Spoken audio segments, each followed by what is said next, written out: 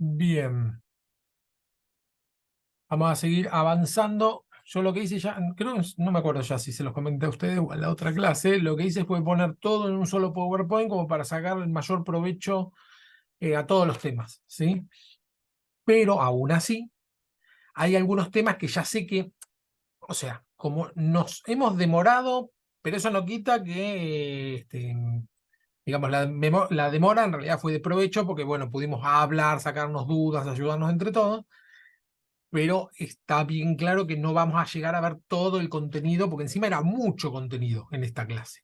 Así que ya algunos temas, en lugar de hacer, porque algunos profes lo que hacen es siguen derecho por el texto y siempre el último tema queda salido y por ahí este, eh, no es justo el que sea, más que nada, quiero sacar algunos que sean redundantes. Entonces, ya para la semana que viene, ahora les voy a decir que nos vamos a saltear unas páginas, si alguno está siguiendo el libro, unas 20 y pico de páginas de las que siguen hasta lo que leímos ahora. No la vamos a ver, igual léanlo, está genial, pero ya no vamos a llegar a verlo en clase. Bien.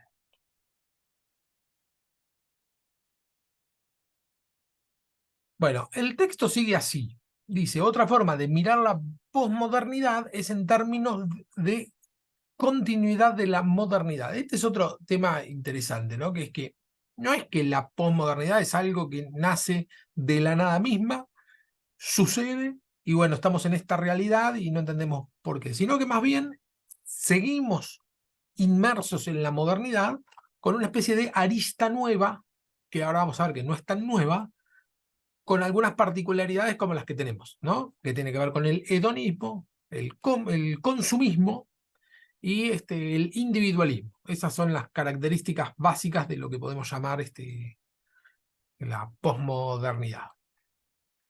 Por un lado, la posmodernidad refleja un escepticismo en cuanto a la ciencia, el conocimiento y la verdad, pero el escepticismo no es nada nuevo. El escepticismo es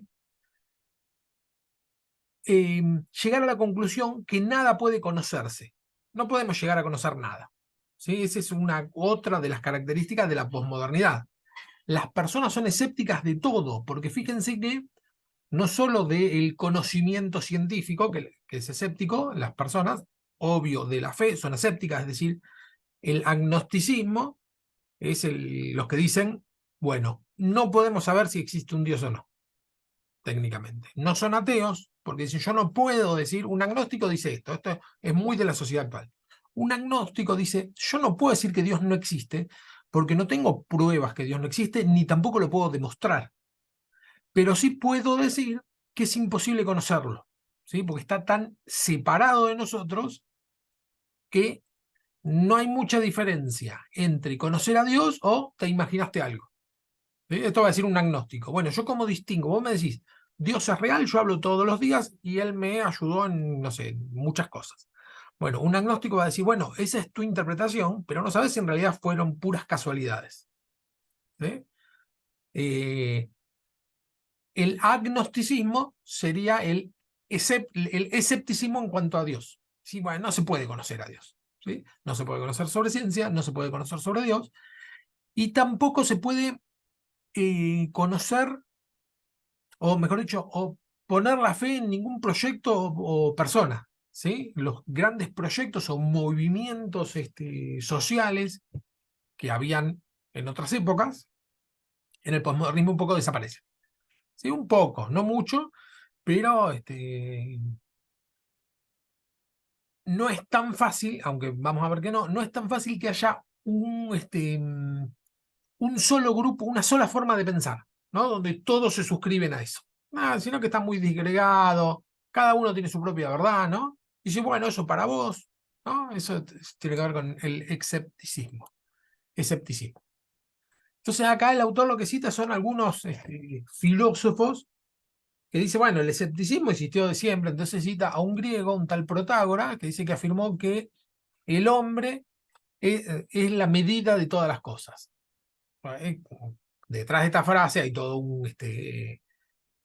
sustento filosófico para decir que todo lo medimos según nosotros. ¿Sí? El hombre es la medida de todas las cosas. No es que las cosas existen fuera de nosotros. Hay un viejo proverbio oriental que dice, proverbio no, es como si fuera una incógnita o no me sale la palabra, un misterio, ¿no? Que Una, dice, sí. una metáfora, no. No, no, eso es una especie de adivinanza sería, pero no adivinanza como la entendemos nosotros. Que dice, creo que lo conocen casi todos. Si un árbol cae en medio del bosque y no hay nadie ahí, si produce sonido o no produce sonido. ¿No? Porque uno dice, bueno, es una estupidez. Sí, suena porque cae, el árbol hace ruido, pero el punto es que si no es percibido por nadie, no existe. ¿Sí? La existencia se la damos nosotros. Nosotros los seres humanos, porque entendemos, somos los únicos seres dentro de esta tierra que entendemos el pasado, el presente y el futuro, y entendemos, tenemos conciencia de nosotros mismos. Los animales no tienen conciencia de sí mismos, tienen conciencia del entorno, o conciencia se le puede llamar, o entienden el entorno, pero no se autoentienden. Nosotros sí tenemos esa capacidad. Entonces lo que va a decir este Protágoras es que, bueno, nosotros medimos todo según lo que nosotros entendemos. ¿Sí? En base a nuestro entendimiento es que entendemos el universo, ¿sí? Tiene nuestro tamaño. El racionalismo de Descartes, en su cogito ergo sum, esto es la frase en latín que se traduce como pienso luego existo, creo que también esta frase la conocemos todos, pone otra vez la centralidad del propio yo. ¿Por qué Descartes dice que fue el primer hombre moderno? Porque con este pienso luego existo, lo que decía es que nosotros dudamos de todo, nace de un escepticismo. No podemos afirmar nada. La realidad es eso, porque como todo el mundo exterior lo recibimos por nuestros sentidos, son nuestros sentidos, nuestros ojos, nuestro olfato, nuestro gusto, nuestro tacto y nuestro oído. Por esos 5 sentidos percibimos el mundo y entonces entendemos el mundo a partir de eso. Por lo tanto, podemos estar siendo engañados tranquilamente y llegó digamos, al extremo Descartes, era un hombre que tenía algunos problemas existenciales. Decía, y capaz que no existo yo, decía Descartes. Y si yo no existo, esa fue la gran pregunta, lo llevó mucho tiempo de depresión, o sea, empezó dudando, ¿Dios existirá? Y no lo podemos probar. ¿Pero qué podemos probar? ¿El mundo existe? Y no lo podemos probar. ¿Y yo existo? ¿Y cómo no lo puedo probar? Entonces dijo, no. Llegó un momento que dijo, estoy pensando, por lo tanto existo. Esa es la gran frase. Como estoy pensando, sé que existo. ¿Sí? Eso es irreemplazable. Otra persona no puede estar pensando por mí.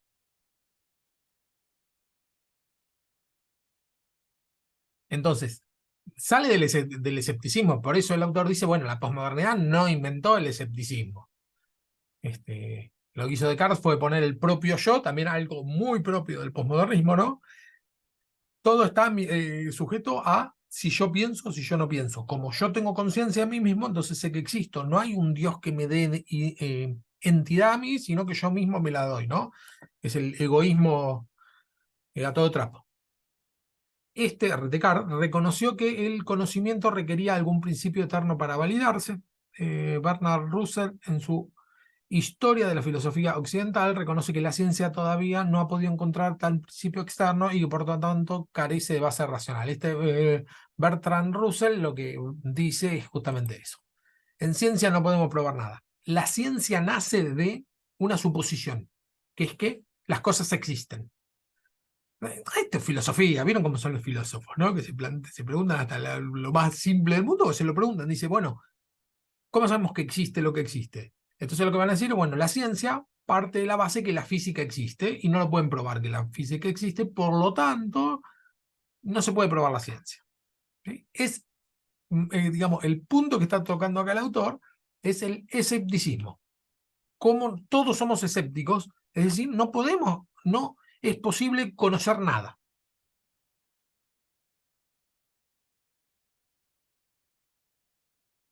David Hume muestra que no existe relación lógica entre el mundo externo y nuestra percepción, y Kant muestra que no existe siquiera la posibilidad de conocimiento objetivo, que toda nuestra percepción está determinada por las categorías mentales que manejamos. ¿Sí? Todo lo que razonamos está en nuestra mente, no razonamos afuera de nuestra mente, no pensamos afuera de nuestra mente y todo el universo lo percibimos a través de nuestro sentido.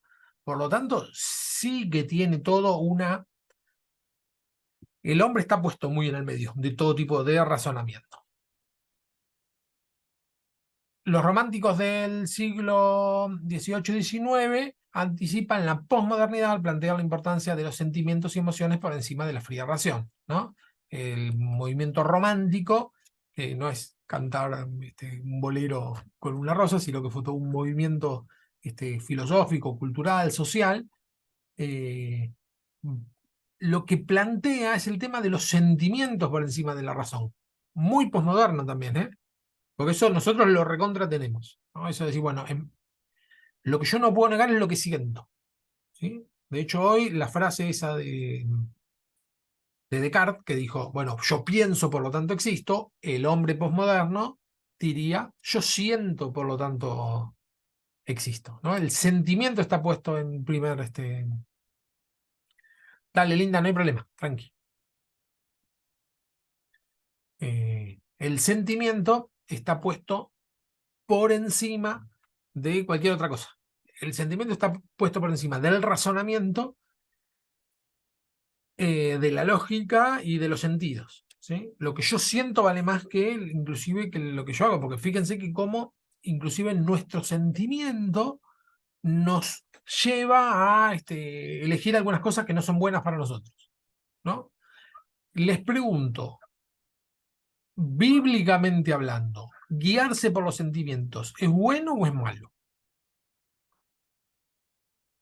Bíblicamente no, ¿Por qué no? porque ahora no porque no nos podemos guiar por los sentimientos, porque nos lleva por nosotros a veces tenemos que obedecer sin estar cuestionando ni la palabra de Dios, ¿no? No nos manda Dios, aunque somos seres carnales, pero muchas veces nos cuesta, pero Él no nos pide que, que nos guiemos por los sentimientos. No sé, Está bien, no sé pero pasajes, explicar. pasajes. Ah, claro, no, exactamente no me acuerdo. A ver, ahí se me puso la cámara Andrea, me parece que algo tiene. No. No, pasaba a saludar. Hola. Hola, André. Porque no estaba cuando saludaron. Andaba haciendo cosas y me senté recién. Bien, bien, bien. No, la pregunta es si bíblicamente hablando está bien tomar las decisiones en base a los sentimientos o no. Bíblicamente hablando, es decir, ¿hay algún pasaje que nos hable al respecto? Y sí, tiene que haber alguno, pero en este momento me agarraste ahí fría. Así A los ver, agarré, así, al aire. Ahí Dorita se desmutió, me parece que algo tiene. Bíblicamente hablando, si está bien tomar decisiones conforme a los sentimientos, ¿Sí? así, creo que no, porque dice que engañoso es el corazón. Perfecto, sí, engañoso el corazón más que todas las cosas. Muy bien. Exacto. Bien, Dori. Sí. La no es con Biblia, ejército, es con espada, más sí, con tu Santo Espíritu, señores. También claro. dice. Sí, sí, pero el tema del ejército lo que se está refiriendo más que nada es a la parte material, ¿no? Digamos, a lo que cuando dice con ejército o con espada, nos sirve para darnos cuenta que no nos sirve guiarnos a partir de la lógica, ¿no? Porque tiene que ver con las estrategias de guerra y eso. Ahora, el sentimiento tampoco, y está bien lo que acá menciona Dori, porque engañoso es el corazón. Sí, ahí se desmutearon dos. Engañoso el corazón, dice en Jeremías 17. Ver. Bien, bien. Y después está el Salmo que dice, examina, oh Dios, mi corazón. Sí, Está sí, bien. sí. Porque lo que se pregunta el salmista, creo que es de David ese, es si hay algo dentro de su corazón que esté mal. Porque en realidad, para el pensamiento judío, el corazón era algo malo. No es solo ese Hola. pasaje. Siempre que habla de corazón, algo como, no malo, malo. Pero 2022, está en negrito, Tanu 2022, sin punto, todo junto.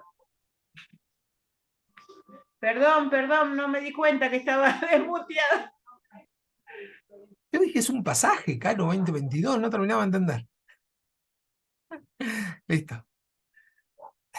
Bien, el corazón para el pensamiento judío es algo volátil, ¿sí? No se puede poner, de hecho hay otro pasaje que dice, bueno, creo que está en Eclesiastés, no pongas el corazón en todas las cosas que emprenda. No, dice así, no pongas el corazón en toda vez que tu siervo esté hablando mal de vos.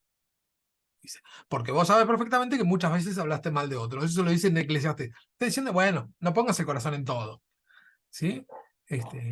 Sin embargo, bueno, los sentimientos, el Señor nos dio los sentimientos y es para tenerlo superditado al espíritu, siempre. ¿Sí? Es espíritu, alma y cuerpo, ¿no? Espíritu sería el corazón, es la parte de los sentimientos, la parte de la psique, ¿sí? La parte del alma y el cuerpo. Y es un orden de prioridad. No es que se menciona, siempre se menciona en ese orden, espíritu, alma y cuerpo. Y también, Fer, cuando dice la palabra que del corazón habla la boca, porque ponele que uno cuando está bien, bueno, alaba a Dios, que no esté bien, digamos, espiritualmente, y ponele que está bien un día y ay, alaba a Dios todo, pero está mal y se pone mal e insulta a todo el mundo, entonces no está bueno eso. Tal cual. Sí, sí, de lo que abunda el corazón habla la boca. Está perfecto. Fíjate cómo el corazón en sí mismo, es decir, nuestros sentimientos por sí solos, pueden ser buenos o malos. No es que el corazón no te va a engañar, el corazón te va a llevar siempre a buen puerto. No, no. Podés tener cosas malas y como bien dijo Jesús, bueno, que de lo que sale, dice, lo que contamina al hombre no es lo que entra en la boca del hombre, sino lo que sale del corazón del hombre, ¿no? De lo que sale del interior. Lo que tenemos en el interior puede ser bueno, puede ser malo. Hola Charlie, bienvenido. ¿Cómo están, gente? ¿Qué tal? ¿Todo bien? ¿Todo bien? Todo bien, aquí. Muy bien. Ahí te voy a mandar, te voy a compartir un escrito que hice la semana pasada, pero como no te tengo en el Facebook, no lo viste publicado, te lo voy a mandar a ver qué te parece. Dale, dale, mandámelo así a... Sí, yo tengo Facebook, pero de hecho, como prosiga la meta, me encontrás. ¿Pero es una página o es un perfil? Es una página, pero creo que me encontrás, porque ahí estoy como Fernando Rodríguez, o sea, lo manejo como Fernando Rodríguez. Pero bueno, no, Ah, ok. igual mandámelo al WhatsApp, sí, sí. Te lo mando, te lo mando. Ahí lo discutimos cuando tengas tiempo. Dale, dale. Profe, Y lo compartís con todos a ver qué les parece. También voy a sacar uno sobre la ropa, así que estoy haciendo un montón de escritos. Dale, dale. profe, Sí, sí, sí. en el libro de Josué creo que está, no recuerdo el versículo que dice que nos manda a perdonar a nuestro hermano 70 veces 7, o que también habla de eso, de perdonar, ¿no? Y que a veces, si nos guiamos por los sentimientos, gente que nos debe plata o lo que sea, no lo vamos a hacer. Y en otro versículo dice que refuerce la fe, ¿no? Para poder hacer la voluntad de Dios, ¿no? Eso también quería Tal cual, tal cual. tocar. Sí, sí, sí, sí. Como nosotros no debemos dejarnos llevar por Sí, los sentimientos. y eso justamente, claro, es una controversia cuando estamos en diferentes situaciones, a veces en ese punto no podemos guiarnos por nuestros sentimientos, porque Dios nos manda a perdonar, ¿no? Así que eso es lo que quería compartir, pero Sí. no, exactamente el versículo no recuerdo, pero en el libro de Josué está. De Josué. Bueno, ahora a mí me sonaba que Jesús le había dicho a los que hay que perdonar 70 veces 7, ¿no? Pero De 70 veces 7 se lo dice a Pedro, sí, Jesús. Sí, no, entonces estoy confundida, pero sí, fue una prédica que vimos en la iglesia. Yo noté el versículo, pero ahora no lo tengo, bien. hermano. Pero sí, lo decía Jesús. Sí, Claro, lo decía está bien, Jesús. está bien, está bien. Sí, por eso digo, me confundí yo. Dale, dale. Yo encontré el pasaje en 1 Juan 3:20, ¿Sí? que dice, pues si nuestro corazón nos reprende, mayor que nuestro corazón es Dios, y Él sabe todas las cosas. Claro. Ese pasaje lo que dice es que, bueno, que si nosotros tenemos un testigo interno que es nuestro corazón, que nos dice qué es lo que estamos haciendo mal, ¿no? Pero en ese caso el corazón lo presenta como algo, digamos, una especie de relojito que nos marca y nos damos cuenta nosotros, ¿no? Si nuestro corazón nos arrepiente, cuando más Dios no nos va a reprender, ¿no? Es decir, que no es que tampoco, está bueno el pasaje ese, tampoco irnos al extremo y pensar que todo sentimiento es malo, o todo lo que sentimos está mal, o inclusive porque a veces se ha llegado al extremo de pensar que si yo estoy disfrutando mi servicio a Dios, hay algo que estoy haciendo mal, porque el disfrute es gozo, es placer personal. Saco la palabra gozo porque en realidad lo que decimos gozo lo entendemos como algo bíblico. Pero muchos piensan que si vos sentís placer personal es algo egoísta y está mal porque no lo estás haciendo por otro, sino que lo estás haciendo por uno mismo. Y en realidad nuestro corazón debería alegrarse. Digamos, tenemos que disfrutar con las alegrías, ya que son pocas, por lo menos las alegrías que tenemos, las tendremos que disfrutar a pleno, ¿sí? Pero eso que no sea el que nos rige nuestra vida. Si yo me siento bien, sigo acá, y si yo me siento mal es porque no es de Dios, ¿sí? No, capaz que te sentís mal, pero es de Dios, tenés que pasarlo y punto, ¿no? No todo es placer, ¿sí? El dolor, el esfuerzo. De hecho, los que hemos, creo que todos lo hicimos, ¿no? De haber sufrido algún tipo de esfuerzo. El estudio es uno de los ejemplos, ¿no?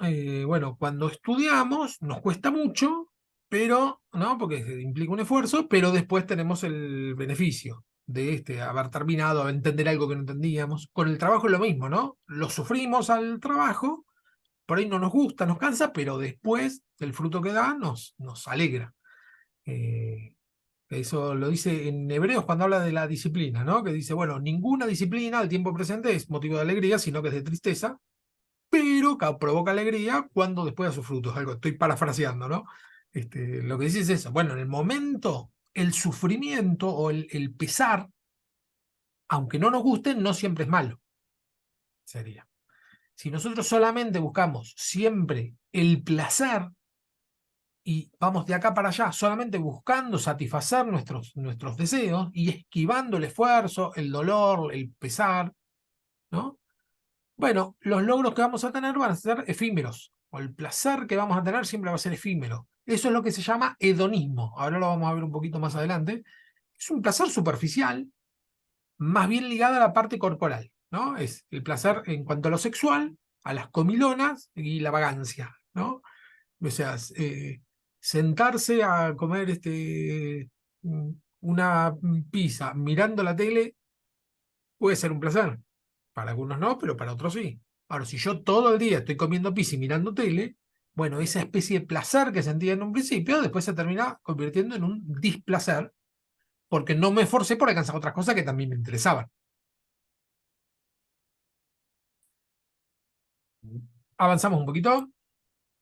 Hegel aporta en forma significativa al relativismo cultural al afirmar que todo pueblo, toda civilización tiene su propia identidad, su propio desarrollo histórico, su propio espíritu, su propio marco moral. Significa que no se puede juzgar otra cultura o civilización desde el punto de vista de uno, ¿no?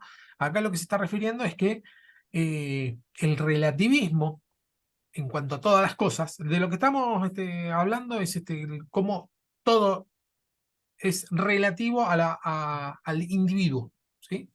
Que la ciencia no se puede entender si no es a partir de nuestros sentidos, de nuestro razonamiento, y de ahí todo, ¿no? El conocimiento de Dios, el conocimiento de nosotros mismos, el conocimiento de la realidad que nos circunda.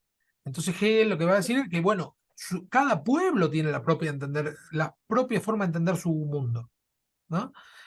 Y no hay forma.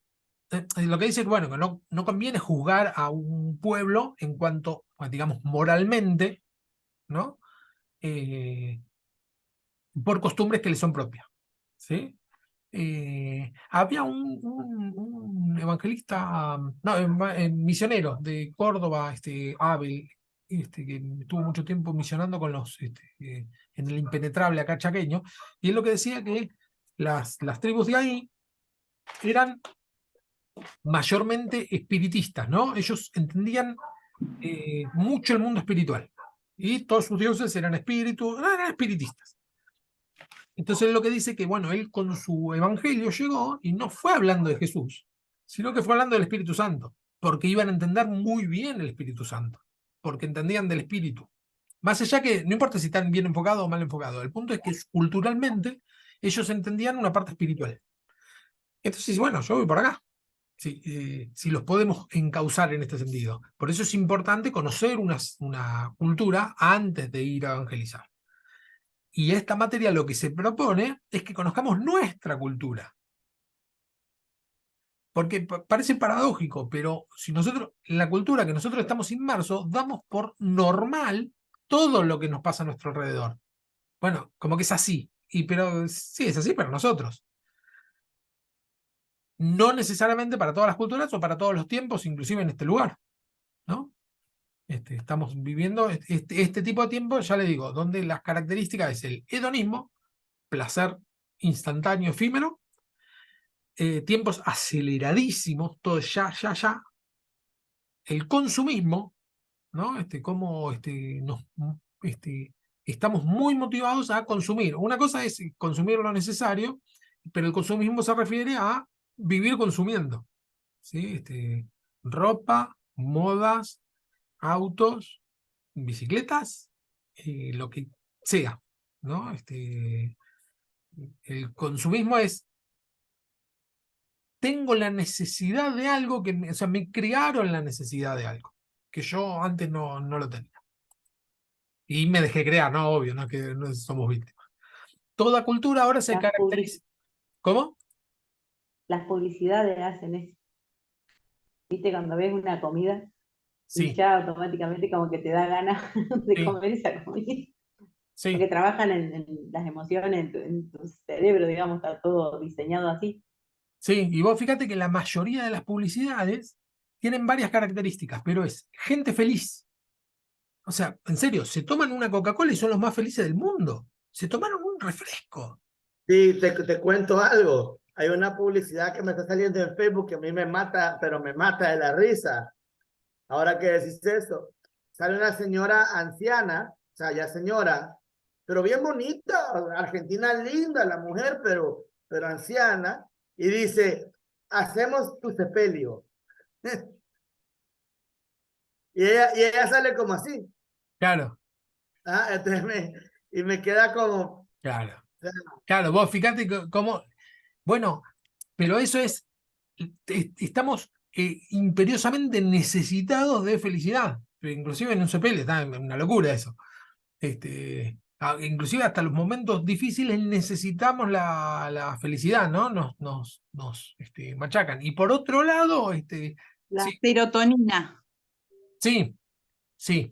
No sé si es serotonina exactamente, pero sí, dentro de nuestro cerebro nos segregan ciertas sustancias que nos dan algún tipo de placer.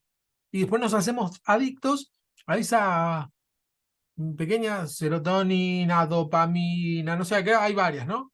Que a nosotros nos causan placer y terminamos siendo adictos a esa sustancia, buscando un placer instantáneo. Y el punto es, como le digo recién, no dura. Nosotros sabemos que no dura. Eso es querer llenar un vacío, queriendo llenar con algo esa necesidad, y cuando lo tienen encuentran que necesitan otra cosa para llenar de nuevo esa necesidad, y así. Sí, Eso es como cuando nosotros, al menos me pasó a mí, ¿no? Bueno, el testimonio mío de decir que yo tenía todo, tenía casa, marido que trabaja, tenía familia, tenía hijo, tenía todo, pero sentía que dentro mío me faltaba algo. Y llegó un momento que, si bien yo amo a mis hijos, amo a mi esposo, a mi familia, pero sentía que dentro de uno siempre falta algo. Y bueno, hasta que llegó Jesús, ¿no? Pero lo podías, íbamos los domingos a pasear, a comer acá, allá, todo, pero no siempre había que faltaba algo. Y ese algo, bueno, lo podemos encontrar solamente en Cristo. Y yo veo que todo el mundo hoy busca la solución, por ejemplo, en las drogas, en llenarse, en querer. Anoche hablaba con una de mis hermanas y hablábamos de que el hijo cada vez necesita más y más una droga más fuerte, porque no lo deja avanzar, ser feliz. Y él dice que no puede ser feliz. Y no, mientras esté buscando de esa sustancia, no va a ser feliz nunca. sí, y vos fíjate que esto que decís está genial. Cuando nos encontramos con Cristo verdaderamente, esta parte que nos falta, nos damos cuenta que en realidad lo que nos faltaba no era todas estas cosas con las que tapábamos, sino que necesitábamos a Cristo, era la pieza que faltaba, porque fuimos creados para estar en comunión con Él. Al no estar en comunión con Él, sentimos que nos falta algo. Ahora, pero vos fíjate que el consumismo se mete dentro de la iglesia y dentro de la misma iglesia se empieza a predicar cosas como, bueno, si vos estás en Cristo, el tema de la prosperidad ahora lo vamos a ver un poquito más adelante, ¿no? Vas a prosperar económicamente, como si nos faltara algo. Si yo estoy en Cristo, si me prospera joya. No, yo no reniego que me prospere. Si me prospera, genial. Pero yo no estoy esperando eso. Yo lo que estoy esperando es comunión con Cristo, tener paz y poder vivir mi vida, disfrutar de mi vida, ¿no? Y poder ayudar al que pueda, etcétera, ¿no? Una vida cristiana. Pero si estamos todo el tiempo pensando que nos falta, que dentro de la misma predicación cristiana es todavía te falta, todavía te falta, todavía te falta, empieza a fabricar un vacío que en realidad no lo tenemos. Te fabrican un vacío. Si te está faltando algo para ser un verdadero cristiano, te falta prosperar en todo. Y no, el verdadero cristiano es el que recibe a Cristo. Aunque sea recontra pobre y que nunca en su vida prospere. Si el Señor decide que vos seas pobre de que naciste hasta que te muera, es cuestión del Señor. Pero eso no tiene por qué modificar mi relación con Dios. ¿Sí? Lo mismo que si el Señor quiere prosperarte en todo, joya, tampoco te vas a sentir que eso que viene de tu parte, ¿no? La prosperidad. Por eso sí, Porque sí, perdón, profe, no, porque sí, el enfoque el enfoque así como decís vos, muchas veces está puesto más en los beneficios, ¿viste?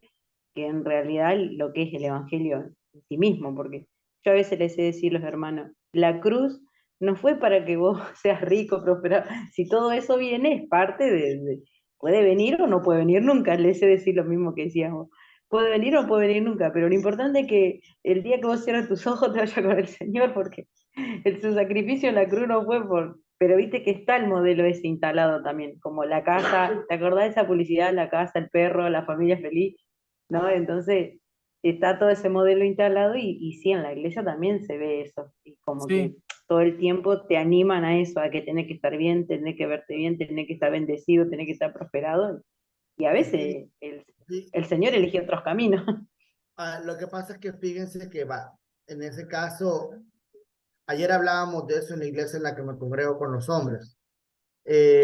Y si nosotros nos ponemos a leer la Biblia bien detenidamente, nos damos cuenta que desde el Antiguo Testamento Dios da un mensaje a todos los que son su pueblo.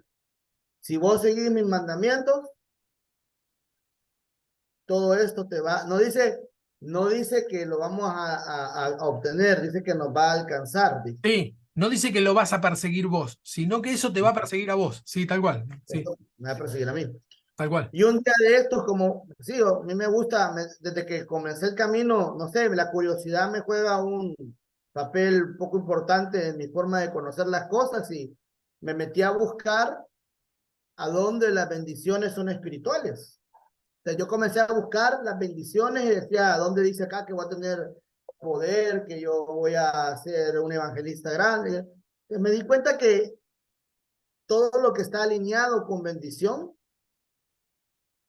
es material, desde Deuteronomio. Cuando dice estas bendiciones vendrán y te alcanzarán. Me leí todo Deuteronomio y no hay ninguna parte en todo Deuteronomio que me hable de algo espiritual.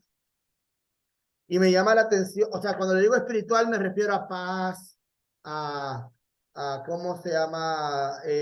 Templanza, a estas cosas que la gente dice. Esos son frutos, no, son frutos. Entonces la gente confunde frutos con bendiciones, porque siempre te dicen, el fruto del espíritu es algo que se da por causa del espíritu, pero la bendición es algo que te alcanza si tú seguís los mandamientos. Y conforme ayer hablábamos, yo le decía, ¿por qué todo el mundo, sobre todo los latinos, muy difícil verlo en un gringo o en un canadiense, ellos se ven que, bueno, si viene la riqueza, está bien. Y si no viene, igual, me muero pobre, igual soy bendecido. Entonces, cuando la palabra de Dios nos va mostrando a través del Antiguo Testamento, y venimos con Josué, y en Josué dice, si tú meditas esta palabra día y noche, y masticas la palabra, todo lo que tú hagas, dice, prosperará. No dice si yo tengo ganas, si hoy me levanté de buenas, si en mi soberanía está determinado que prospere. Dice, si tú te mantienes meditando, todo lo que hagas prosperará. Y así va a través de todo el Antiguo Testamento hasta llegar a la parte donde dice que Dios ama al dador alegre y el que da más, el que da a la persona que necesita, Dios le prospera, un montón de cosas más. Entonces, yo he venido estudiando y estudiando todo lo que tiene que ver con la bendición. Y la verdad, cuando usted estudia la palabra shalom, que la palabra salvación está mal traducida en la Biblia, está mal traducida, le ponían salud, le ponen salvación. La palabra shalom implica plenitud. Y si sos salvo, o sea, la palabra shalom significa paz, tranquilidad, plenitud, salvación, vida eterna. O sea, esa palabra en sí, la mejor traducción sería plenitud. Pero el detalle es que una vez hablando con un amigo mío, judío, me dice, yo no puedo creer de gente como que alguna gente como la que va a tus iglesias sea salva, me dice, porque la salvación es integral. Entonces, es integral en todo sentido. He aquí, yo quiero que tú prosperes como prospera tu alma. O sea, prospera tu alma, tenés que prosperar, obligado. O sea, está en el Nuevo Testamento. Es algo que sucede por inercia. Entonces, a veces yo siento que nosotros no nos tragamos esa verdad. Es decir, podemos estar pasando problemas económicos y es por la voluntad de Dios, porque Él así lo determinó. O sea, esa es una mala lectura de la Biblia, porque Dios ya nos dijo que nos va a bendecir si nosotros estamos meditando en su palabra. Y, y hay algo ahí que no hemos todavía como que tragado del todo nosotros acá. Como que no entendemos o no captamos que Dios tiene toda la voluntad de bendecirnos. Y me llama la atención, un versículo, lo puedes buscar en Deuteronomio 28, no sé cuál es, cuando dice, y yo abriré la ventana de los cielos sobre vosotros y los enriqueceré de tal manera que todas las naciones verán su bendición y dirán, Dios está con ellos. Entonces, en alguno de ahí, entonces, esa parte a veces yo percibo como que no la tragamos nosotros, como que no la digerimos, esa parte de la Biblia. Como que vemos que la prosperidad es mala, pues como que pecado y no vamos a perder. Entonces, No, y es bueno, interesante. Yo, un segundito. Pará, Ceci. Déjame que le responda algo a Charlie porque estuve anotando pasajes a diestra y siniestra mientras que vos hablabas, Charlie. Te dejé hablar. Primero, que está bien lo que decís. Claro que el Señor te puede prosperar. Y en Deuteronomio tenemos una parte de la Biblia, una gran parte de la Biblia, donde vemos eso. Pero es una parte. En la Biblia hay lo que se llama, vos lo sabrás, la tradición deuteronomista, que es esta idea. Si vos haces las cosas bien, vas a prosperar. Y sí que es económicamente. Pero en eso no queda toda la Biblia. Y entonces acá te busqué algunos pasajes donde dice, por ejemplo, Job 2:10 dice, y él le dijo, como suele ver cualquiera de las mujeres fatuas, has hablado, le está diciendo a la mujer, ¿no? Que recibiré de Dios el bien y el mal no lo recibiremos, ¿no? Pregunta. Es decir, si Dios decide darme pobreza, no es un bien, pero si decide dármela, lo acepto, porque Él es el soberano. Y para, que te digo otro, Hebreos 11:7 dice, por la fe Noé, cuando fue advertido, no, cuando está hablando todo de la fe, ¿no? Y 37 dice, fueron apedreados, azarrados, muertos a filo de espada, anduvieron de acá para allá cubiertos de pieles de ovejas y de cabra, pobres, angustiados, maltratados, de los cuales el mundo no era digno, errando por los desiertos, por los montes, por las cuevas, por las cavernas. Todos estos, aunque alcanzaron buen testimonio mediante la fe, no recibieron lo prometido. Está hablando de personas. Lo que está diciendo este pasaje es que, bueno, la visión de Deuteronomio, las bendiciones de la obediencia, es una parte de nuestra realidad, pero tenemos otra parte. Y la otra parte tiene que ver con el fruto del Espíritu, es un bien de Dios, es una bendición de Dios, ¿sí? Es es algo que el Señor nos da y nos sirve y sirve a la comunidad y es un bien. No es un bien ganancial, no es un bien que se pueda comprar y vender. No es tangente, pero sí que es un bien. Entonces, yo creo que los dos extremos son estos, Charlie, me parece correcto lo que vos estás diciendo, que es que no nos podemos conformar y decir, bueno, pobre, pobre toda la vida, porque así lo quiere Dios. Me parece un poco chato ese pensamiento, porque claro que si crecemos y prosperamos, inclusive económicamente, es una bendición de Dios, la disfrutamos y Dios espera eso. Ahora, pero vos ponete en el papel de estos que fueron apedreados, aserrados, pobres, errantes, muertos a filo de espada. Fíjate cómo estos daban buen testimonio de fe, como el apóstol Pablo. ¿No? Pierde casi todo, la apedrean, lo dan por muerto. El tipo no cambiaba el fruto del espíritu, esa bendición que no se la puede sacar nadie. El tipo tenía una felicidad que iba más allá de los bienes materiales. ¿Sí? Y como bien dijo Dorita recién, las bendiciones de Dios son regalos de Dios. Joya, los aceptamos, nos gusta y los tomamos. Y está bien que lo tomemos porque son regalos de Dios, pero no podemos estar predicando los regalos de Dios. Es decir, anhelando los regalos en lugar de anhelar a Dios. Y el Bueno, problema, claro, ese ese es sería el otro extremo. el otro extremo, porque Sí, fíjate que la palabra, o sea, esa es una parte que tenés razón, porque yo veo a gente que se va más por los regalos de Dios, ¿verdad? claro.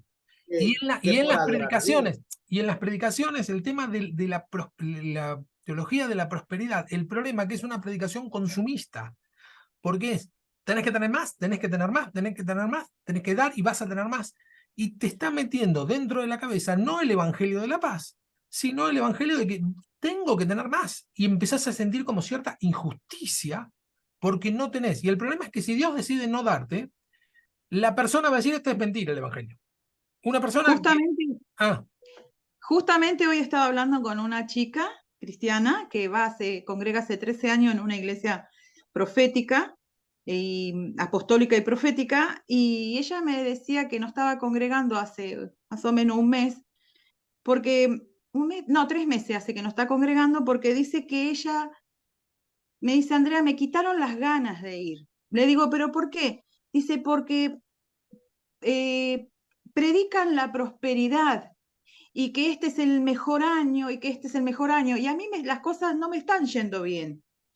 Pero dice, yo siento, dice, que me están predicando algo que no es, porque yo siento, cada vez que voy allá, salgo vacía, porque siento que cada vez me está faltando más.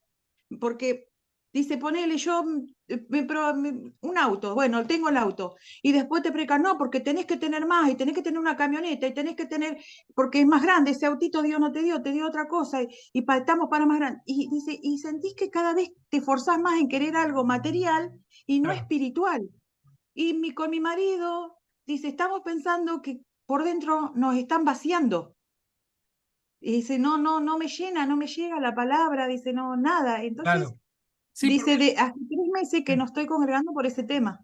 porque es un evangelio, es un evangelio, no es un evangelio completo, es un medio evangelio. Y si Un vos, medio evangelio, yo no lo sí, llamaría ni evangelio.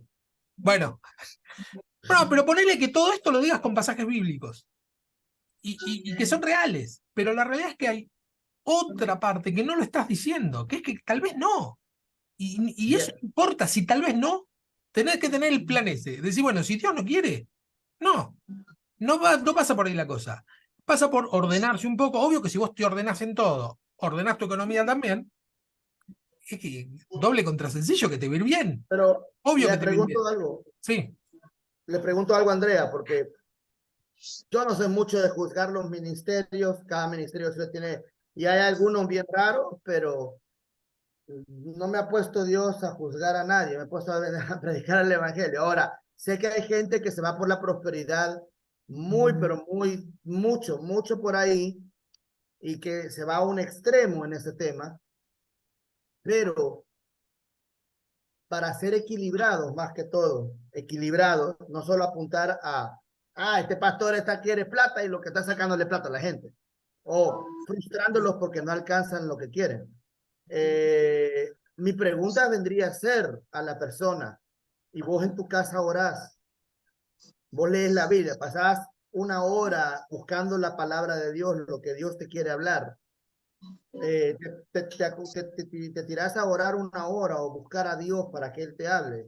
Porque si nosotros vamos a las iglesias y me dicen, me voy a ir porque el pastor se viste con camiseta y jeans y zapatillas y no se viste como se tiene que vestir, entonces me voy a ir porque no me gusta, o porque algo no te gusta de la congregación, yo siempre me referiría a la persona y le diría, está bien, pero ¿qué haces en tu casa para conocer a Dios?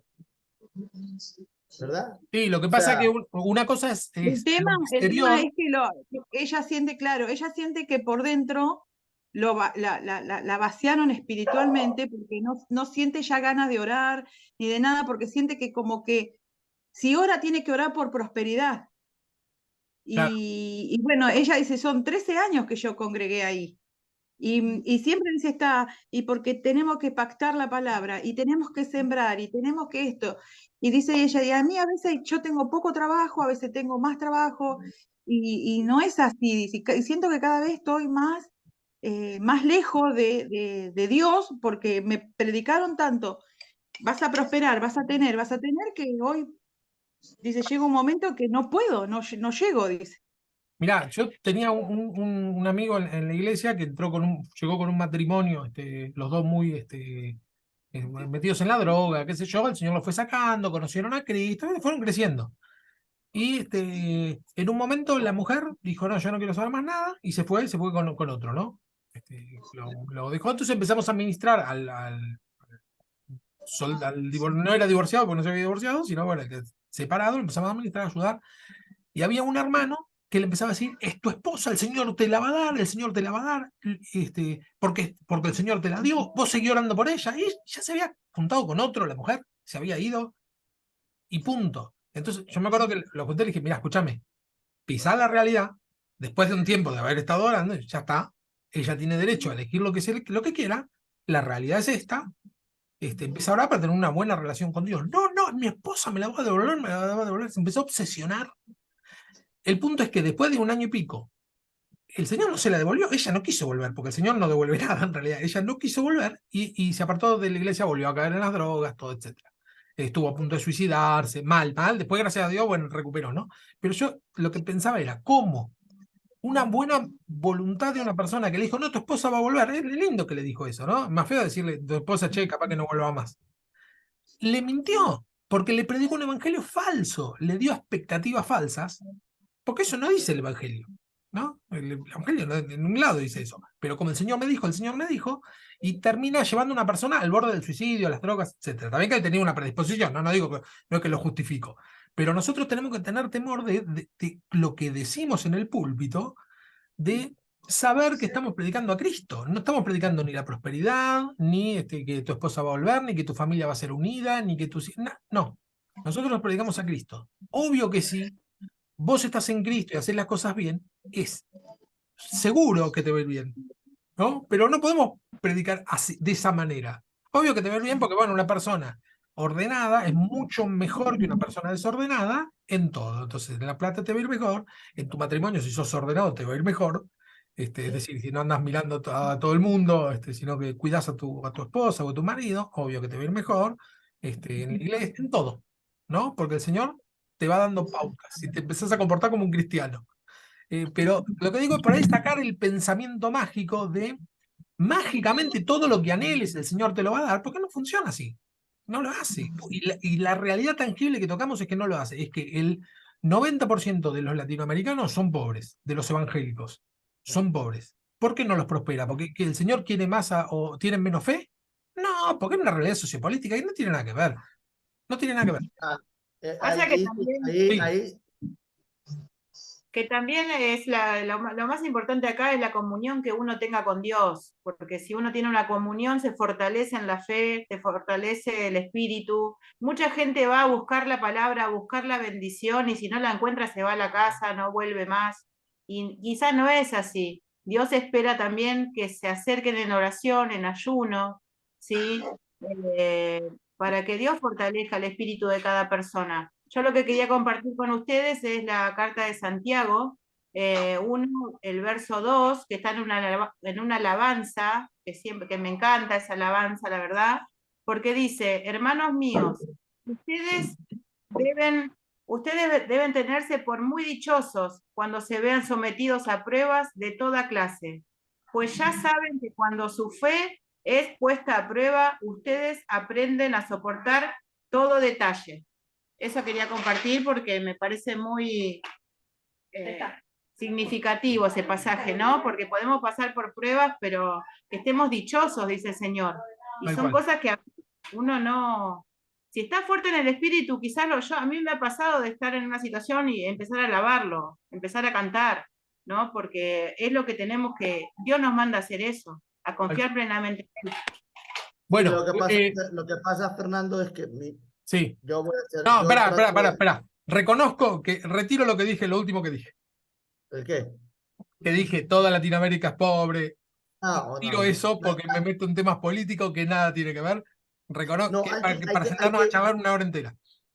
Hay que entender un poco, sí, la cultura latinoamericana, porque nosotros lamentablemente hemos sido desde nuestros padres enseñados con una mentalidad muy negativa. Da igual. O sea, hemos sido, yo no le llamaría maltrato, yo diría que porque, o sea, hoy en día que tu papá te trate mal como lo hacía mi papá, ay, que el niño se trauma. No, yo prefiero la educación anterior que la de hoy. Hoy, si el destino va a caer en esta generación de esta tierra, estamos cocinados. Pero trato de ver que las cosas buenas de esa generación de hierro que nos enseñó a ser lo que somos hoy, ¿verdad? Sin embargo, hay una mentalidad de pobreza en el... Sí, por eso. Mira, hay mucho para cortar. Vamos a avanzar un poquito porque sí, después que lo dije, no, acá exageré, metí todo dentro de una bolsa, tenés razón. No, sí, hay muchos bemoles y no es para tratarlo así a la ligera. En eso tenés razón. Mira el ejemplo, estamos entre cristianos. Sí. Y la prosperidad asusta. Asusta tanto que dicen, no, es que si yo me prospero y mira la prosperidad, no puede ser no creo que sea el caso, ¿eh? No, mirá, yo creo que hasta hace un tiempo sí asustaba, digo, hasta los 90, 80. Pero de este tiempo para acá, al contrario, la mayoría dice, tiene, aunque sea un pequeño emprendimiento, dice, con esto voy a llegar a las naciones. La mayoría de las personas no tienen miedo a la prosperidad. Filipenses 4:13, ¿no? Nos dice... Ponete en el pensamiento, Sí. o sea, en este pensamiento, mira, yo acabo de venir de ver, bueno, no, perdón, no fue aquí estaba trabajando. Hace unos días fui a ver una persona que tuve que predicarle el evangelio. Le prediqué a Cristo que arrepentiera de sus pecados y todo, el evangelio como debe de ser, pero está enfermo. ¿Qué le voy a decir, hermano? Mire, lo siento, si Dios quiere se muere, si no, no. No, claro. No le voy a decir eso. Yo le voy a decir, brother, Dios te va a restaurar, Dios te va a sanar. Créele a Dios, la Biblia dice, y pondrá su mano sobre los enfermos, déjame orar por vos y creámoslo por una sanidad. O sea, sí. ¿Qué le voy a decir, brother? No sé, brother, fíjate que yo no sé, si Dios quiere te morís, si no, no. O sea, no puedo predicar así. Está bien. Pero, y escúchame, Charlie, está perfecto lo que decís porque yo hago lo mismo. La pregunta es, si no se sana, ¿qué pasó? ¿Qué pasó con tu evangelio? ¿Era mentira? No, porque el evangelio no, es que ese creo que es una cosa que metemos en el evangelio que no, esas son consecuencias de la fe. La Biblia dice, estas señales seguirán a los que creen, pero el evangelio es, te arrepentís de tus pecados, Dios te perdona, te vas al cielo, no te arrepentiste, vas al infierno. Ese es el evangelio. Y eso hay que decirlo, está excelente, sí. Por eso una cosa que quería compartir, que estamos nosotros predispuestos porque tenemos dominio propio, sabemos que tenemos esa autoridad delegada por el Señor, pero tampoco es ir a decirle a la persona, porque Jesús dijo que ponga la mano en tu cabeza y te vas a sanar. Nosotros lo estamos sabiendo, pero se pide siempre que sea la voluntad de Dios y que la persona sea Jesús, ¿no? No, está bien. Yo lo que digo es esto, Charlie, está bien lo que decís, Ceci, lo que digo es, obvio que oramos con fe. Sabiendo que tenemos un Dios sanador, ¿sí? El punto es que si solamente decimos eso y después el Señor, porque quiso, no lo sanó, vos quedás como, vos, yo, el que sea, quedamos como farsantes ante la persona que estaba diciendo, che, ¿Cristo en serio sana? Entonces vos le decís, te Nosotros lo voy a demostrar, y no funciona. Entonces yo no te digo entrar con tenemos que dudas. estar Sí, pidiendo la voluntad de Dios y que la persona claro, esté escuchando. Que sea tu tal cual, voluntad, Señor, lo ponemos en tus manos y bueno, uno por dentro nuestro sentimos eso de querer sanarlo, pero eso no se lo dice, no se lo dice, no se dice a la persona. tal Pero cual. siempre la voluntad va a ser de Dios, Él sabe qué va a hacer con él, con ese enfermo, ¿no? Exactamente. Y después, obvio que sí, siempre tiene pero lo que vos bien dijiste, Charlie, lo que hay que predicar siempre es el arrepentimiento de pecados, el estar en paz con el Señor, y después que el Señor se encargue. Si una persona está en comunión con el Señor, no va a andar reclamando de cómo no me sanó, ¿no? Ese es De un qué me sirve a reclamo. mí? De qué me sirve que alguien sea sano y se vaya al infierno? Exactamente, exactamente. Por eso, el tema es que siempre tenemos que, no en la oración decir como vos decís, ay, será, no será, el Señor va a hacer lo que quiere. No, siempre oramos con fe, no, para adelante vamos. Pero siempre sabiendo que, bueno, ¿cómo hacemos? O saber, digamos, tener en la gimnasia espiritual, saber cómo reaccionar cuando el Señor no quiere. ¿Ibas a decir algo, Ramón? ¿Cómo andan? Dios los bendiga. Dios te Entre bendiga. tarde. Saben que, digamos, yo quería compartir algo que aprendí hace mucho tiempo, que el pastor siempre explicaba y yo no lo podía entender. Que cuando vas a orar por un enfermo, digamos, más que nada, antes de orar que Dios lo sane, el pastor siempre nos decía y me recalcaba a mí que primero tenés que orar para que Dios lo salve, Tal cual, que es distinto. Dice, porque si es la voluntad de él sanarlo, es otra cosa, pero la voluntad del Señor es salvarlo, tal cual, lo principal.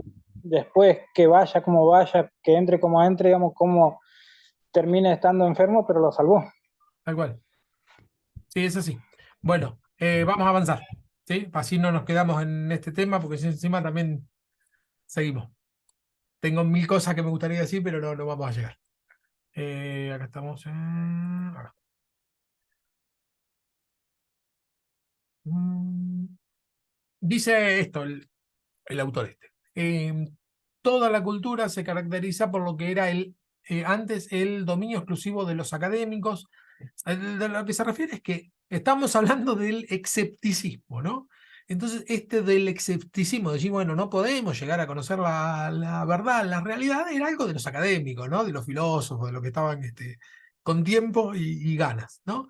Pero lo que dice es que dice así, desde la Edad Media el profesor universitario tenía el derecho de cuestionar o de poner en tela de juicio hasta las mismas doctrinas de la Iglesia, pero tales dudas no podían expresarse fuera del aula. Lo que dice es que, bueno, dentro de un ámbito académico, el escepticismo se podía plantear o preguntarse o dudar de todo, ¿sí?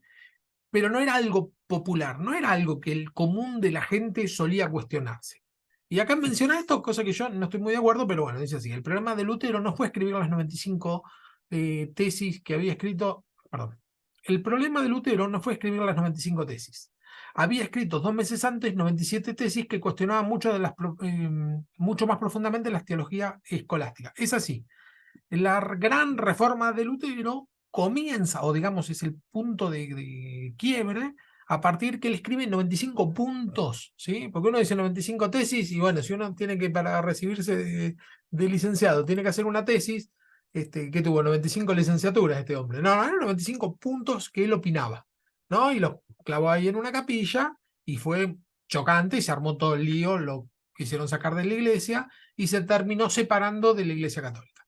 Lo que menciona acá es que poco tiempo antes había hecho otras 97 tesis que no pasaron como nada y sí cuestionaba la teología escolástica, es decir, la forma de hacer teología que tenían hasta el momento.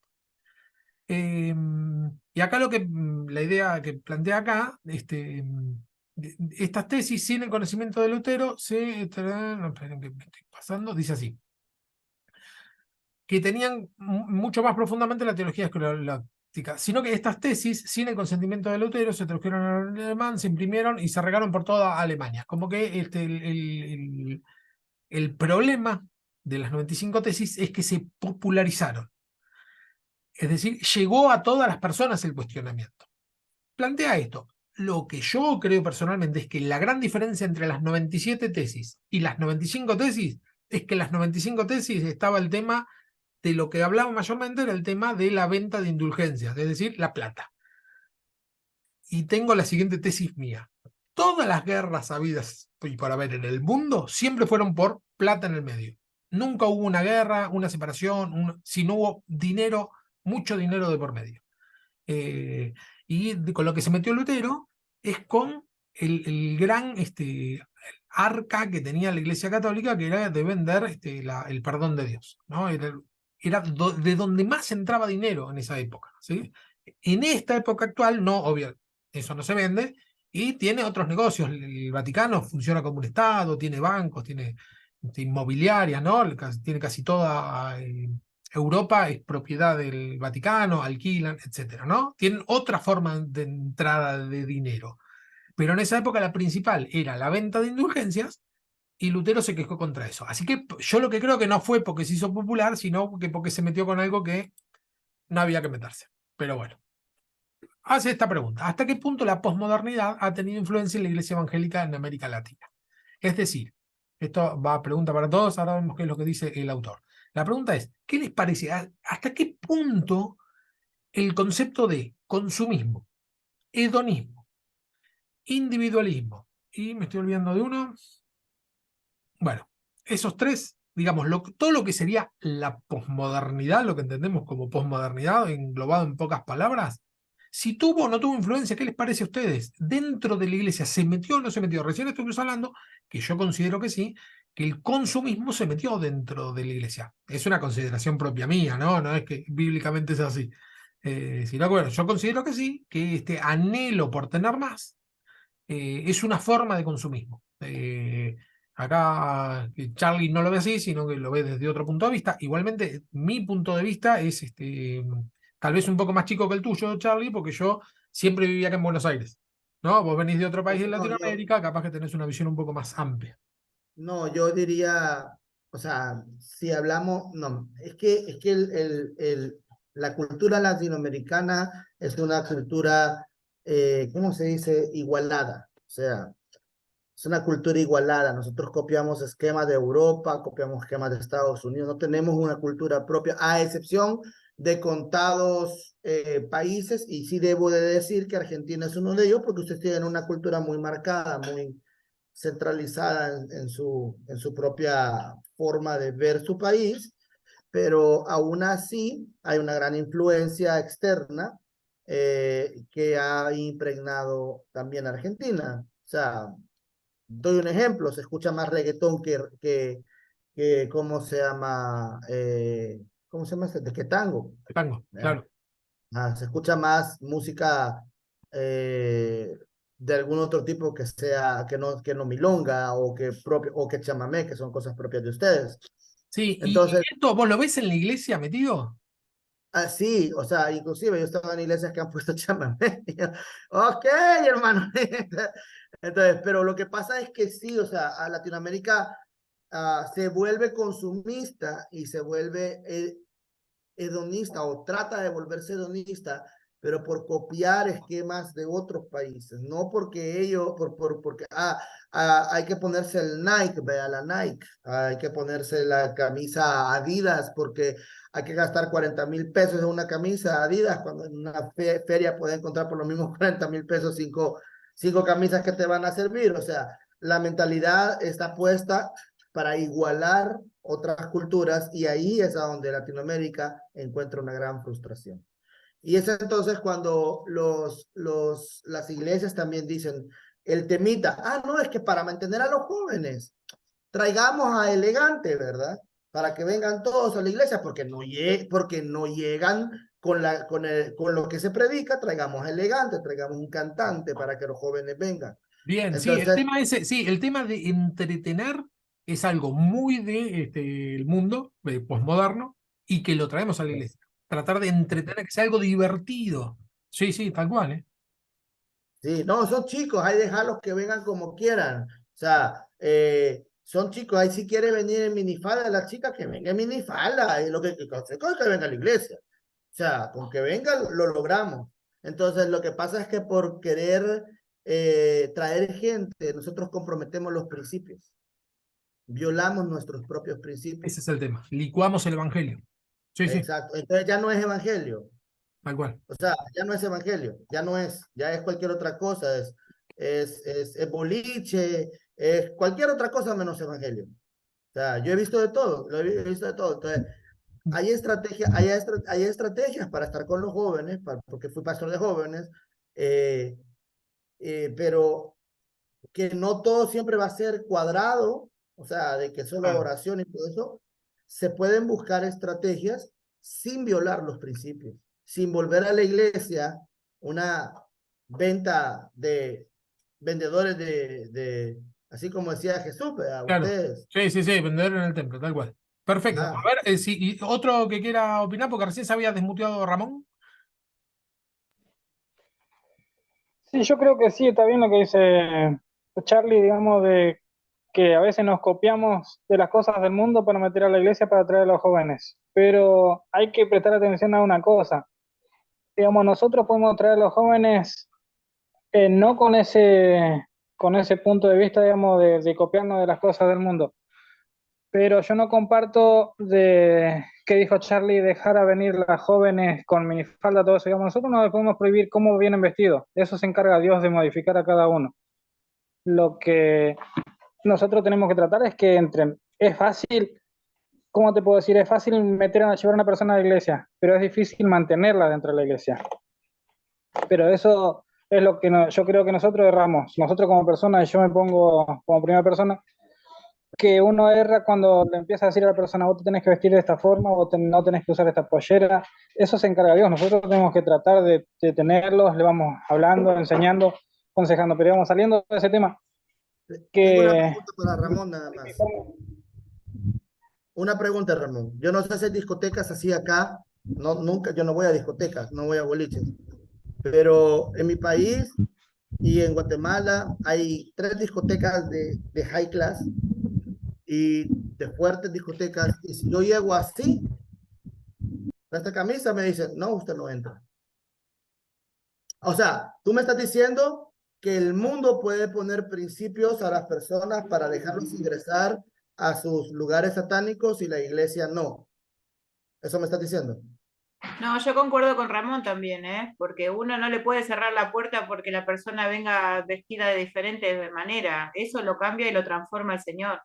Yo he visto gente, mujeres que han venido de, no sé, de bailar, llorando, mal. Decir bailar porque me imaginé por cómo estaba vestida, pero se lo dejo al Señor. Después esa persona se fue, tuvo ese encuentro con el Señor y fue cambiando su manera de hablar, de vestirse.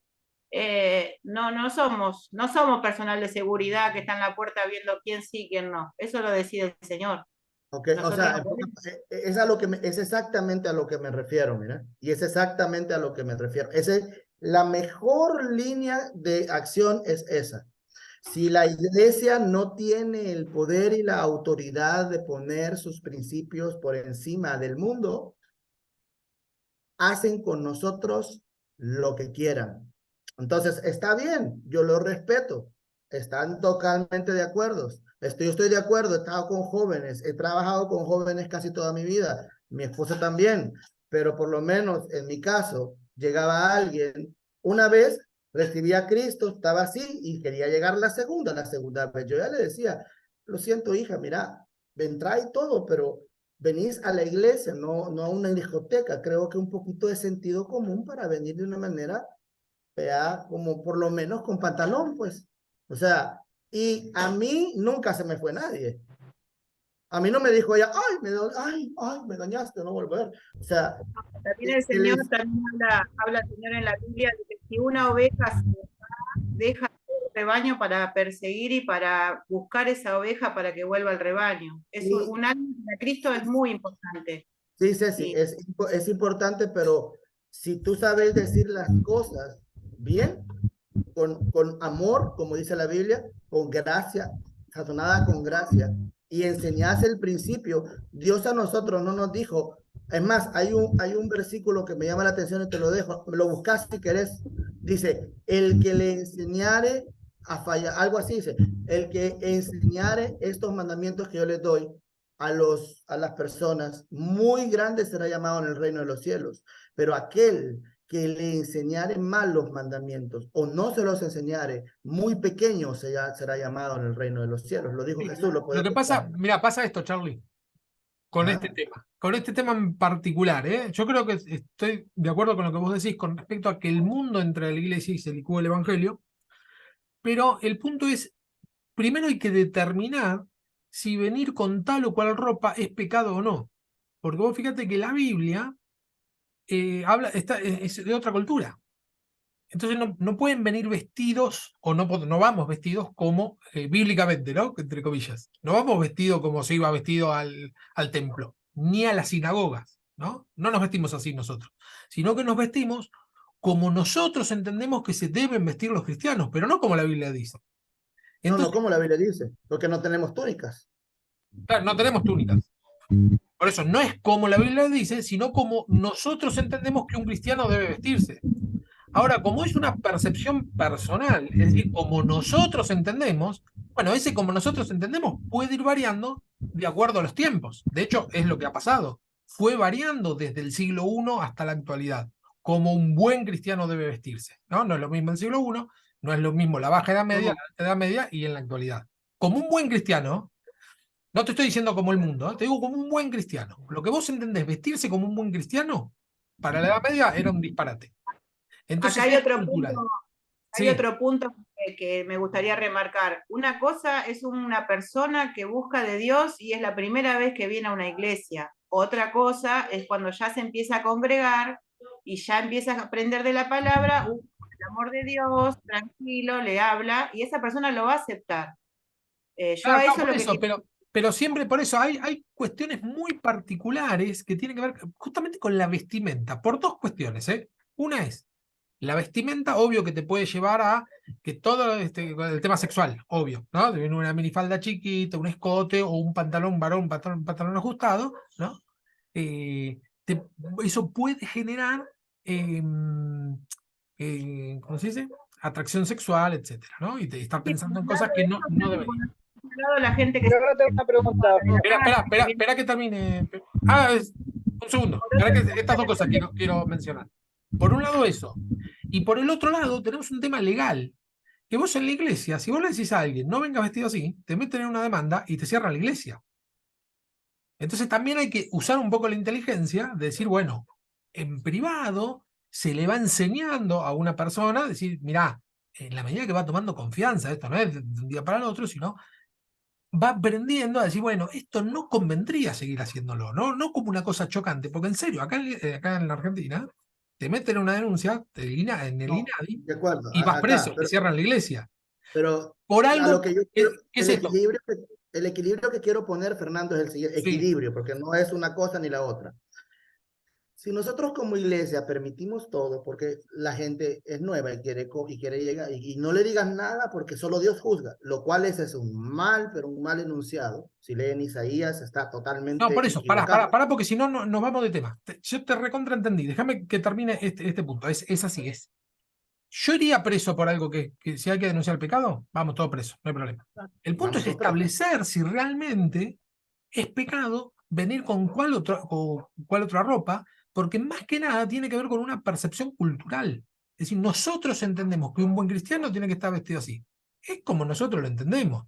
En otra cultura lo va a entender de otra manera.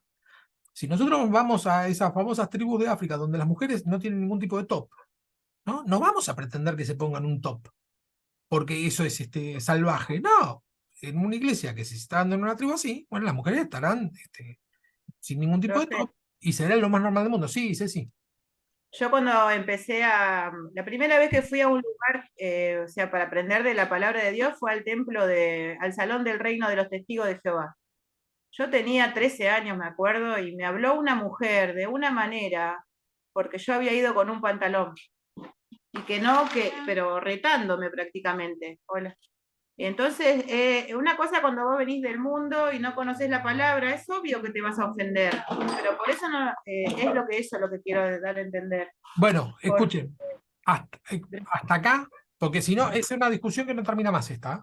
Hasta acá establecimos varios, por lo menos dos puntos de vista, ¿no? Y ya está, no nos vamos a convencer entre nosotros, ¿sí? Dejamos estos dos puntos de vista, sí entendemos que el mundo está muy metido en la iglesia, pero avancemos un poco más, ¿no? Sobre todo con el tema del vestido. A menos que alguien tenga algo novedoso que decir al respecto, que no se haya dicho ya, dígalo, pero si ya lo dijimos, hasta acá.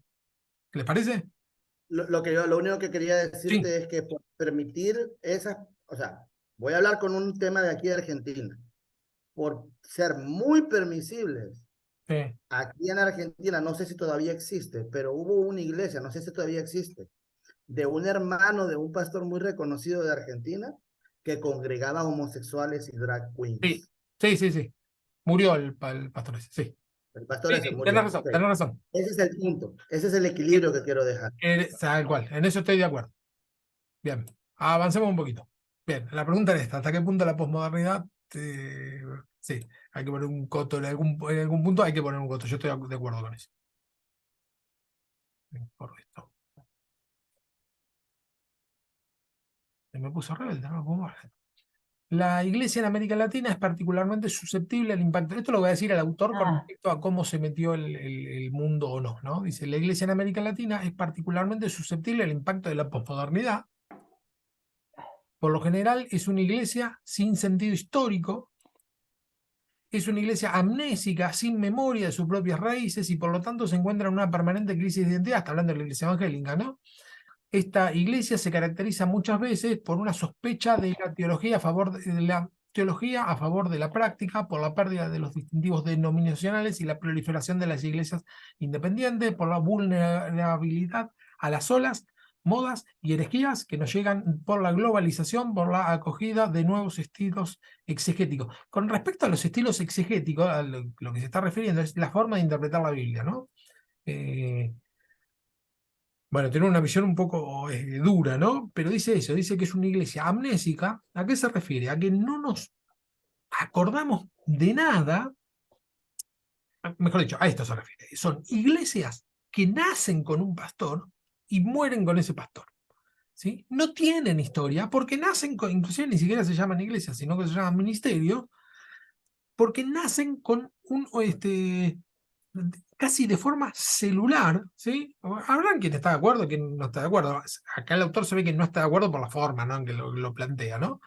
Pero sí que un poco así, ¿no? Es como decir, bueno, la iglesia empezó con este pastor.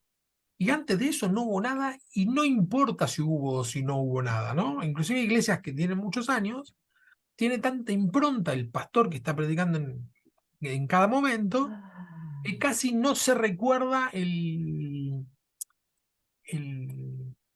la historia, ¿no? Cosas anteriores.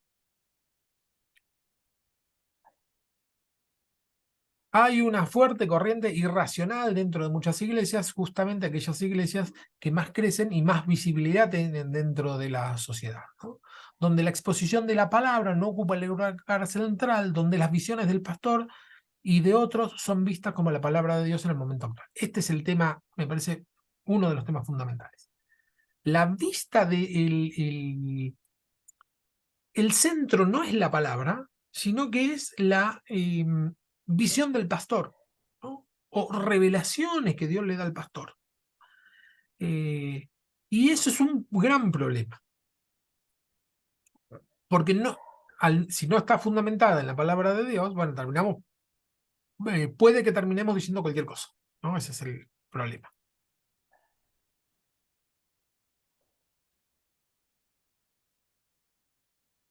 Acá Charlie dice que una llamada se tuvo que ir. Seguimos compartiendo.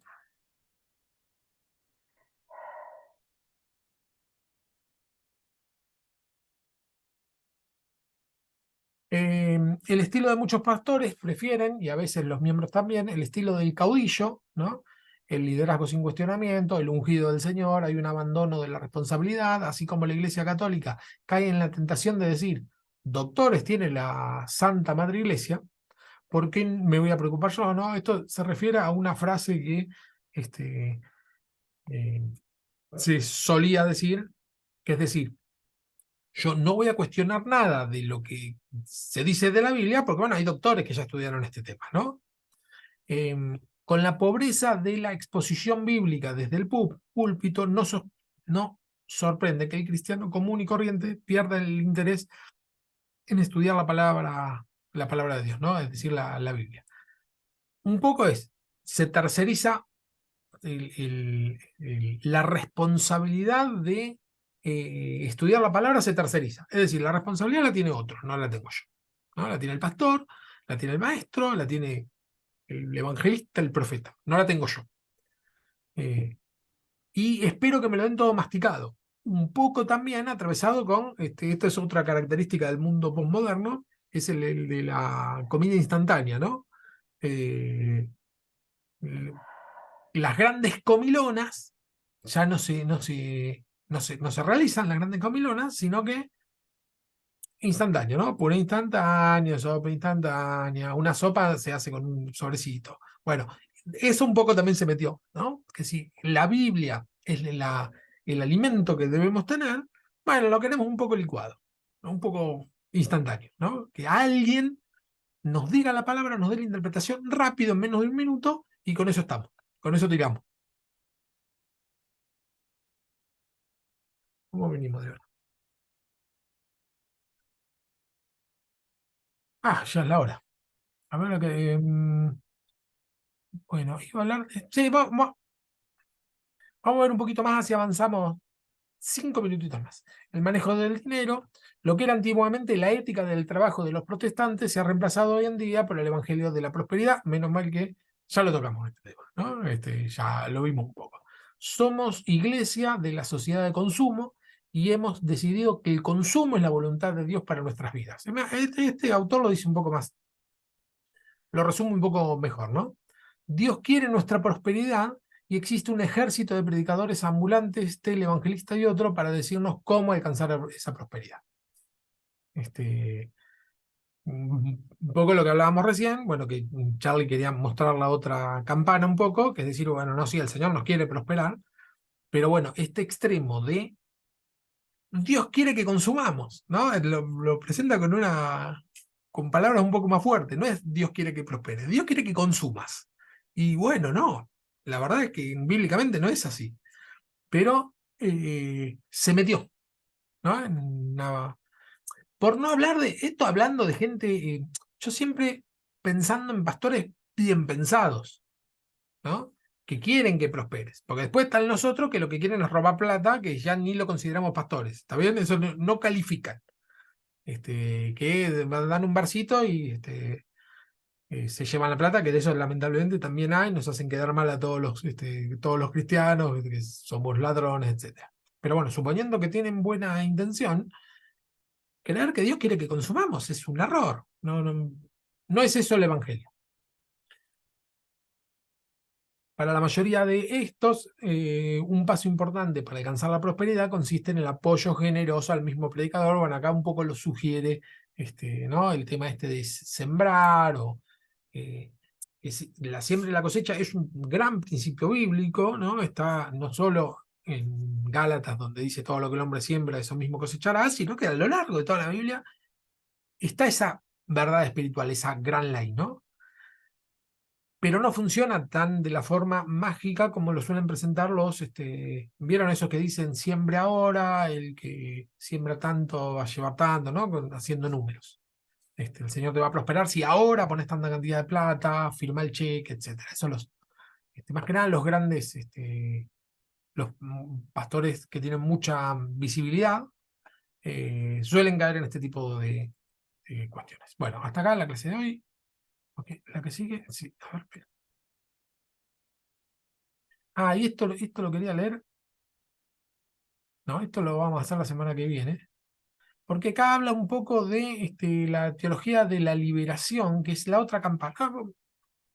Dos palabritas más. Dice así. Hace 15 o 20 años atrás, la llamada teología de la liberación tenía una fuerte atracción para los teólogos y líderes cristianos. La teología de la liberación era, esperen que acá lo dice mejor. Dice así. La teología de la liberación estaba articulando con una preocupación profunda por la injusticia social en América Latina, por la pregunta qué significa ser cristiano y ser iglesia en el contexto socioeconómico político.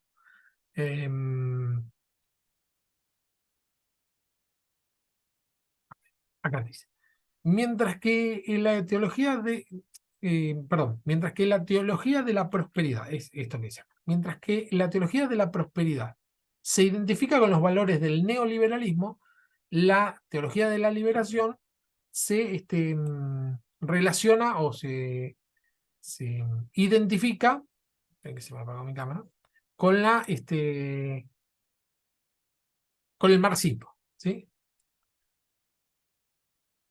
Lo que dice básicamente es, bueno, hay en el mundo suelen haber dos grandes posturas dentro de la política o economía social, ¿no? Por un lado está haciendo grandes rasgos, ¿no? Derecha e izquierda. O uno es o de derecha o de izquierda o centro derecha, como diciendo, sí, soy de derecha pero no tanto, soy de izquierda pero no tanto. Bueno, dentro de la iglesia también estas dos corrientes están hipermetidas. Por un lado, la teología de la prosperidad sería la doctrina, la visión liberal del Evangelio, y la teología de la liberación, que ahora no está mucho en boga, pero pegó mucho en el resto de Latinoamérica. Acá en Argentina no tanto, pero en toda Latinoamérica pegó mucho, o inclusive desde la Iglesia Católica, ¿no? También, toda una vista de teología mirada de los pobres, ¿no? Opción por los pobres se llamó dentro de la Iglesia católica. Entonces lo que dice el autor es, bueno, dice, por un lado tenemos los marxistas y por el otro los neoliberales, ¿no? Y bueno, ninguno de las dos debería meterse de la manera que se mete en la iglesia, sino que nosotros deberíamos predicar el evangelio, que no es ni de derecha ni de izquierda, ¿sí? Cualquier distorsión que yo haga por mi posición política, estoy haciendo una distorsión del evangelio, ¿sí? Si yo digo, no, como yo soy liberal y yo quiero prosperar, voy a ver todos los pasajes que hablan de la prosperidad. Bueno, estoy distorsionando el evangelio. Y si yo al contrario soy más de izquierda y digo, bueno, el Señor libera a los pueblos, saca a los oprimidos, todo, bueno, y solamente predico sobre eso, bueno, me estoy yendo a la izquierda con la Biblia, ¿no? Y la verdad que es todo un abanico. Y tenemos de todas las posturas. Digamos, no se centra en eso la Biblia. Terminamos llevando nuestro pensamiento a la Biblia y no al revés, ¿sí? En lugar que la Biblia nos modifique a nosotros, nosotros modificamos a la Biblia. ¿Sí? Bueno, hasta acá la clase de hoy. Nos fuimos 10 minutos. ¿Ya dejé de compartir? Sí, ya dejé de compartir. Me dejo de grabar.